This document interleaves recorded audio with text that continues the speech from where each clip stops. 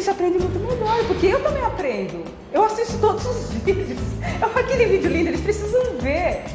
Então, eu acho que eu tenho uma paixão por isso. E parece uma obra de arte. Parece que eu estou produzindo uma obra de arte para cada roteiro. É como se eu estivesse fazendo uma obra de arte. Aquilo me inspira, eu sento lá que esqueço. Eles gostaram muito, os professores terem colocado essas atividades nessa plataforma. Então, o que a gente tinha de indicação para eles, né? A gente produzia um roteiro de estudo e de repente a gente indicava algum material, um vídeo, um documentário, ou você colocava, por exemplo, alguma imagem no próprio roteiro. Mas ali é uma cópia preto e branco, porque o roteiro vai para todos os estudantes, cada um recebe um. Então nem sempre tinha aquele apelo visual que a gente gostaria que tivesse, e que eles gostam também. Mudou assim, que as pessoas ficam com mais vontade de fazer lição, né? Pelo NET. Porque antes só as pessoas não gostavam muito. Aí o NET chegou, as pessoas ficam muito empolgadas, todo dia eles querem pegar o NET e fazer lição. Coisa de meses, como foi o processo esse ano, você vê uma mudança muito forte na rotina dos professores e dos alunos. De cara, você entra no salão e visualmente você já percebe que mudou bastante coisa.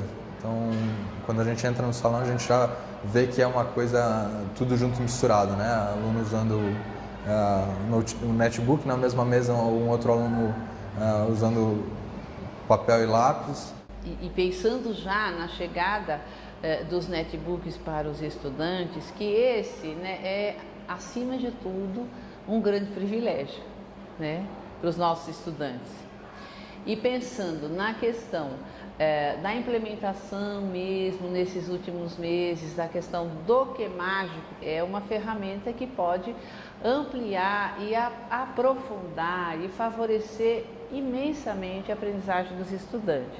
E isso tudo vem favorecer o prazer de aprender, né? De uma forma que vai além dos livros, que vai além dos roteiros. Eles vivem nesse mundo, eles estão com seus smartphones, celulares, computadores em casa e a gente sabe que esse é o mundo que eles estão vivendo lá fora. Então o que está acontecendo? Esse mundo está entrando aqui dentro da escola e aí eles se sentem confortáveis em casa. Os professores não sabem lidar não com este mundo, mas com esse mundo dentro da escola. Então causa um desconforto, porque não é que os professores não sabem, a educação nunca soube fazer isso. A educação sempre passou por um processo muito mais textual, livros, cadernos, a linguagem textual predominou sempre. Então, a gente precisa começar a aprender a trabalhar com essa outra linguagem. Tudo, inclusive a malandragem deles, né? Porque eles aprenderam um monte de coisa que eles não sabiam. Se um professor tira um texto com questões da internet, eles vão, pode crer, eles já descobriram. Ah, a professora tirou de tal lugar, isso é fantástico. E aí quando você tem na máquina, na mão do aluno, essa possibilidade de todos os alunos e isso circular numa agilidade incrível, você muda o cenário da situação do salão. Então, eu acho que existe a necessidade de um ajuste e é um ajuste que tem que acontecer vivenciando não de uma parte só, ou seja, não é o caso de os professores receberem uma formação isolada exclusivamente para trabalhar com isso. Esse ajuste tem que acontecer na relação.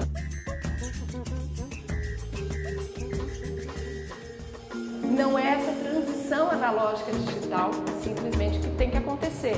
Ou seja, ninguém vai sair digitalizando roteiros e eu diria que no início do processo talvez o entendimento fosse um pouco isso. Então a gente vai ter agora todos os roteiros na plataforma e que ao longo do processo, nesses ajustes que eu vou dizendo, que na realidade o ajuste aqui é como se fosse, deixa eu refletir, deixa eu entender o meu paradigma, a minha referência para entender essa outra referência e com isso eu vou fazendo quase que uma leitura diferente do cenário. E nesses ajustes você percebe que assim, não, eu tenho que ter um outro modelo mental para entender o digital e não simplesmente a partir do meu paradigma anterior encaixar coisas aqui, né? A gente tem esse desafio muito grande de não criar separado, criar junto. Isso é um pouco complicado, porque você precisa de um recurso que às vezes é escasso, que é a questão do tempo. Então, a tecnologia mostrou uma possibilidade de você não precisar estar junto no mesmo lugar, mas de qualquer forma tem que ter o tempo disponível. E a gente, mesmo com a tecnologia, você não consegue atingir esse recurso que é o tempo, muitas vezes, né?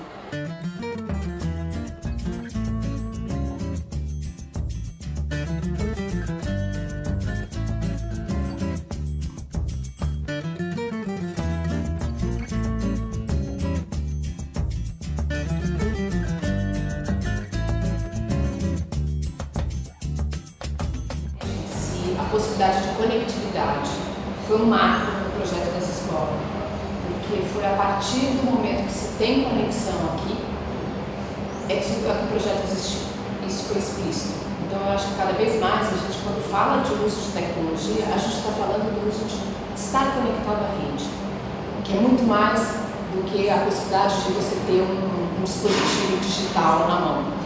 Claro, um link muito bom, uma banda ótima, uma conexão boa, com a possibilidade de assim, agora sim concretizou o uso da tecnologia dentro do salão. A gente começou a dar um apoio semanalmente frequente aos professores, de maneira que quando eles estivessem trabalhando, eles conseguissem ter um apoio de conhecimento, de ideias, tanto nosso da equipe de parceiros quanto dos dinamizadores, e eles conseguissem pegar o que eles tinham já de práticas nos roteiros e começar a enriquecer com atividades na nuvem, né? Ou seja, no QMágico, ou muitas atividades também foram criadas fora do QMágico. E aí, no meio do caminho, a gente teve uma ideia que fazia muito sentido, e isso envolveu uma transformação dentro da escola, que era criar uma espécie de tutor de professor, né? Na verdade, era uma monitoria de professores, a gente pode dar vários nomes, mas era com que os professores dinamizadores, que tinham melhor conhecimento sobre o uso de tecnologia dentro da escola, conseguissem acompanhar um grupo menor de professores de maneira mais personalizada, de maneira que eles conseguissem saber no detalhe o que estava acontecendo em cada salão. Então você tem que lidar com uma realidade em que você atua como uma espécie de mediador, né, dos professores e dos estudantes. E você é colega ao mesmo tempo desses professores também. Com todos os nossos encontros, as reuniões e tudo que a gente conversou durante o ano inteiro, a gente ficou sempre muito focado nesse exercício de fazer a ponte entre os parceiros do projeto e a escola, né? E entre os professores também e os parceiros do projeto. Então a gente sempre pensando no que são os princípios da escola e as necessidades do envolvimento, do que envolve tecnologia aqui dentro. E foi um aprendizado muito grande. Eu acho que foi muito rico para a escola a gente poder ter esse ponto, esse grupo de dinamizadores, né? Para poder ter esse olhar do que é necessário, do que a escola precisa e do que o projeto demanda também. Quando você joga aquela pedrinha, e toda criança já fez isso, no lago, jogando assim, que ela faz o primeiro impacto dela e reverbera as ondinhas ao lado, eu acho que essa é uma imagem interessante no efeito da entrada da tecnologia nessa escola. O foco, o primeiro impacto da pedrinha na água, nesse caso aqui, foi o QMágico sendo colocado nos salões para serem utilizados como um recurso que apoiaria esse trabalho com os roteiros. Não só na possibilidade de olhar para outros objetos digitais que ampliam, qualificam o roteiro, mas na possibilidade de uma nova forma de olhar para esse roteiro, que é com máquinas e não com caderno, que é ouvindo vídeos e não lendo apenas, enfim, não é a substituição, mas é a ampliação das possibilidades. O QMágico, ele foi um canal, uma ponte para muitos professores que ainda não estavam habituados a usar a tecnologia, foi um primeiro passo. Foi o canal pelo qual eles entraram nesse mundo de 1000 possibilidades, né? Sendo o QMágico uma delas, mas foi um caminho trilhado, era como o caminho das pedras.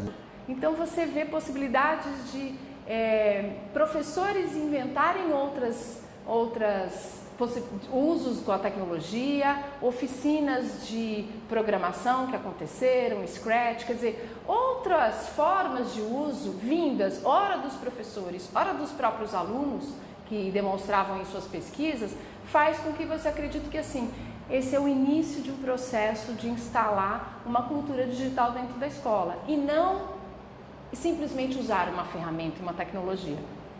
É que a escola também está nesse debate interno e questionando os seus propósitos nos roteiros, trazendo uma coisa de roteiro menos disciplinar de conteúdo para um roteiro mais integrado, que prevê e ele é todo pautado a partir de objetivos de aprendizagem e não dos seus conteúdos isolados. Então, isso aqui faz com que a própria tecnologia colabore, porque você tem ferramentas e funcionalidades que são transversais. Você trabalha na base da colaboração, você trabalha na base da pesquisa, você tem a possibilidade de ter um aluno muito mais pesquisador do que consumidor de conteúdo. Mas a verdade é que nós aprendemos fazendo e vivendo. Esse é o construtivismo, né?